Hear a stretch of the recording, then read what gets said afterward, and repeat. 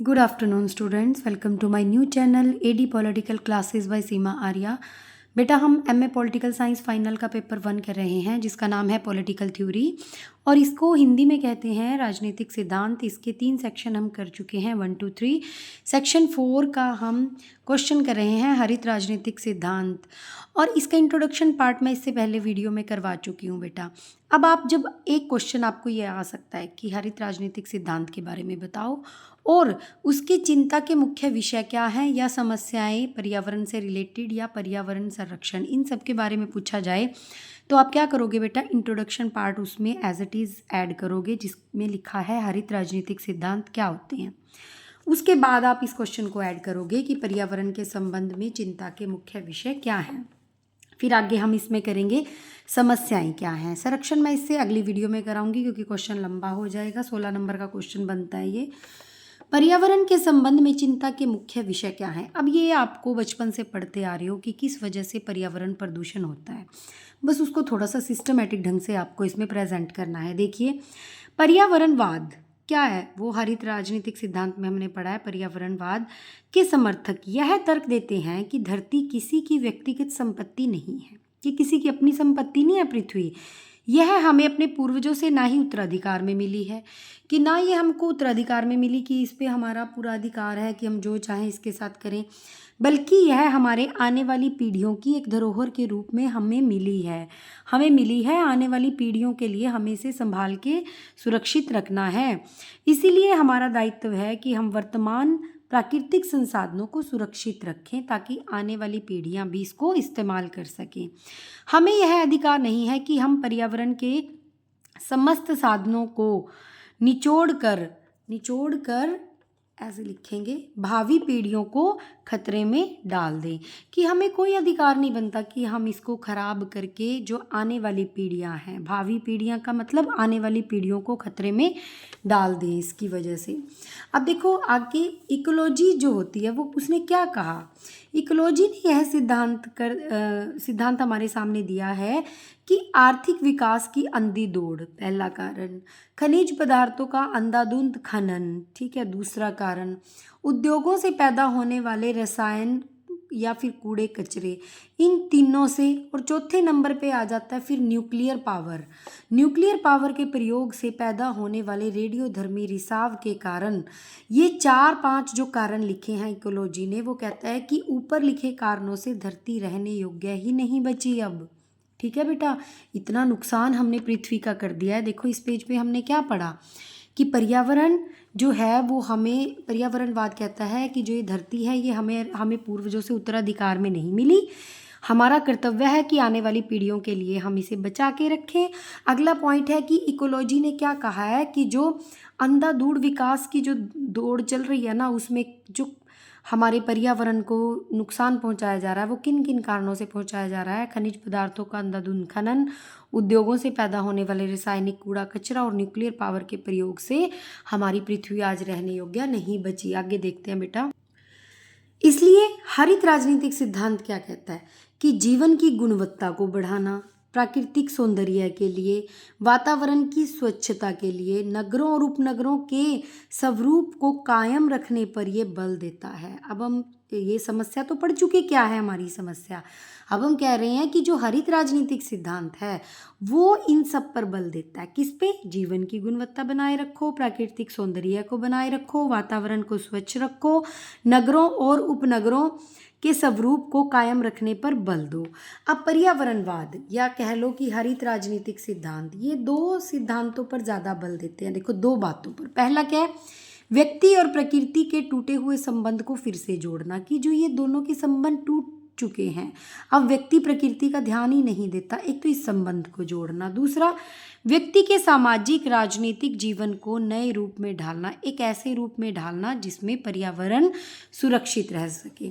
अब देखो नोट डाल के मैंने आपको ये एक चीज़ बताई है, अभी आगे हम समस्याएं भी पढ़ेंगे इसकी, कि विश्व पर्यावरण एवं विकास आयोग जो है 1987 में जो बना है, इसकी मुख्य मान्यता क्या है कि जो वर्तमान पीढ़ी को अपनी आवश्यकताएं इस ढंग से पूरी करनी चाहिए कि आने वाली पीढ़ियां अपनी आवश्यकताएं पूरी करने में असमर्थ न हो जाएं। विश्व पर्यावरण और विकास आयोग क्या कहते हैं कि आज की जो पीढ़ी है वो ऐसे अपनी ज़रूरतों को पूरा करे कि प्रकृति को नुकसान ना हो और आने वाली पीढ़ियां भी इसको इस्तेमाल कर सकें। आगे हम समस्याएं डिस्कस करेंगे।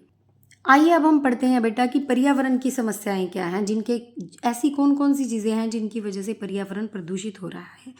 पर्यावरण की कुछ मुख्य समस्याओं का वर्णन निम्नलिखित है। नंबर 1 क्या है, सबसे बड़ी सबसे पहली जनसंख्या विस्फोट, वायु प्रदूषण। अब पर्यावरण अब चारों तरफ से ले लिया हमने कि सारी चीज़ों का जो पर्यावरण पे इफेक्ट हुआ है वो किन किन कारणों से हुआ है। एक तो जनसंख्या विस्फोट के कारण, वायु प्रदूषण के कारण, भूमि और जल प्रदूषण, शहरीकरण, औद्योगिकीकरण पर्यावरण पर असर डालता है, और निर्धनता के समुद्र में अमीरों के टापू, इसको भी अभी डिस्कस करेंगे। और परिवहन परियोजनाएं, जैसे परिवहन बढ़ता जा रहा है उसकी वजह से भी वायु प्रदूषण कितना ज़्यादा हो रहा है, और आगे भी इसके बारे में डिटेल में पढ़ेंगे हम। देखिए सबसे पहला क्या है बेटा, हमारा जनसंख्या विस्फोट। ये आप सब जानते हो, इसको कुछ भी आपको नया बताने की ज़रूरत नहीं है, एक बार रिवीजन कर लेते हैं। विशाल जनसंख्या के लिए क्या क्या चाहिए, भोजन चाहिए, ईंधन चाहिए, मकान, हमारे लिए और भी अन्य आवश्यकताएं और सुविधाएं चाहिए। अब इसके लिए क्या क्या चाहिए होता है, फिर इमारती लकड़ी, सीमेंट, लोहा, कच्चा माल, विद्युत ऊर्जा आदि हमें सभी प्रकृति से मिलती हैं ये चीज़ें। और बढ़ती हुई जनसंख्या की इन ज़रूरतों को पूरा करने के लिए देखो क्या होता है, बढ़ती जनसंख्या पर्यावरण के लिए गंभीर खतरा है। जिन देशों की जनसंख्या तेजी से बढ़ रही है वहाँ लोगों के खाने के लिए भूमि और जंगलों पर बहुत ज़्यादा दबाव अब बढ़ गया है, इसलिए प्राकृतिक संतुलन जो है वो बिगड़ रहा है। ठीक है, जनसंख्या विस्फोट इसका देखो कितना बड़ा कारण है। अगला पॉइंट आता है हमारे पास वायु प्रदूषण।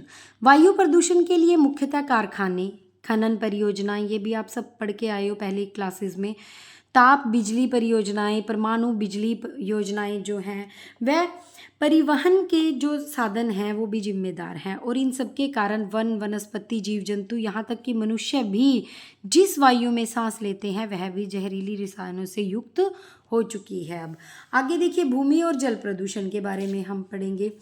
हम जानते हैं कि पानी, जो उपयोग आने वाला पानी है उसकी बात कर रहे हैं, उसकी एक निर्धारित मात्रा होती है, और जबकि पानी की पूर्ति जो है उसकी मांग असीमित है। मतलब पानी तो एक लिमिटेड है जो पीने योग्य है, लेकिन पानी जो चाहिए वो क्या है, असीमित, बहुत ज़्यादा है, जिसकी कोई सीमा नहीं है।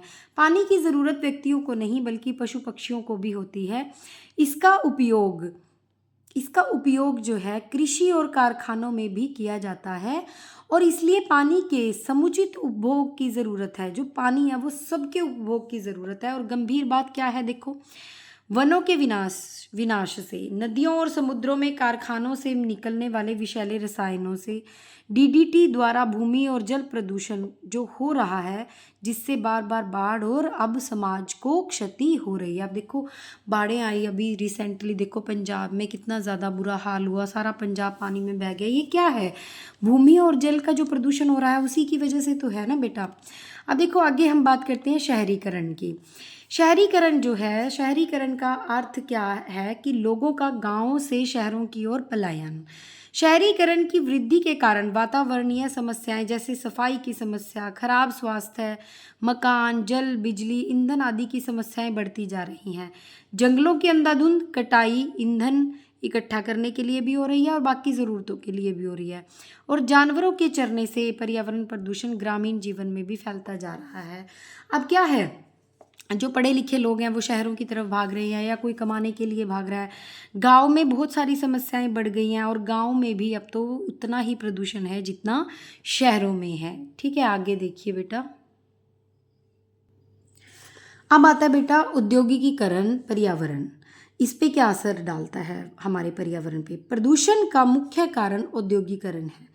कोयले, तेल, बिजली या परमाणु शक्ति के उपयोग का आसपास के वातावरण पर जो प्रभाव पड़ता है हम उसकी कल्पना कर सकते हैं। हमें पता है कि जो कोयला से या बिजली या परमाणु शक्ति से जितना भी वायु प्रदूषण और जल प्रदूषण हो रहा है हमें पता है।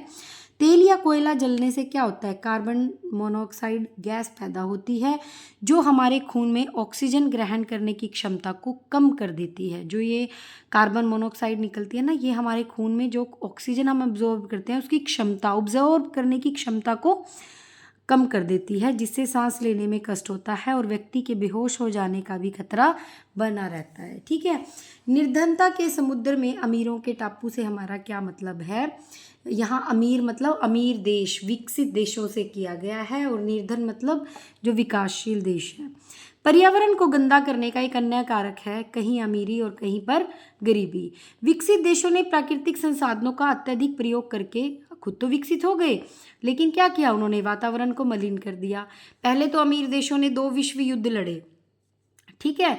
विश्व युद्ध लड़ने के बाद पर्यावरण को प्रदूषित कर दिया, और जब गरीब देशों ने उभरने लगे, जब गरीब देश अपना विकास करने लगे यानी, तब उन्होंने क्या किया? आणविक हथियार, परमाणु ऊर्जा, और इतने, मैं कहती हूँ इतने ज़्यादा आजकल रासायनिक या जो भी कह लो हथियार बन चुके हैं कि 1 मिनट में नष्ट कर सकते हैं सारी सृष्टि को।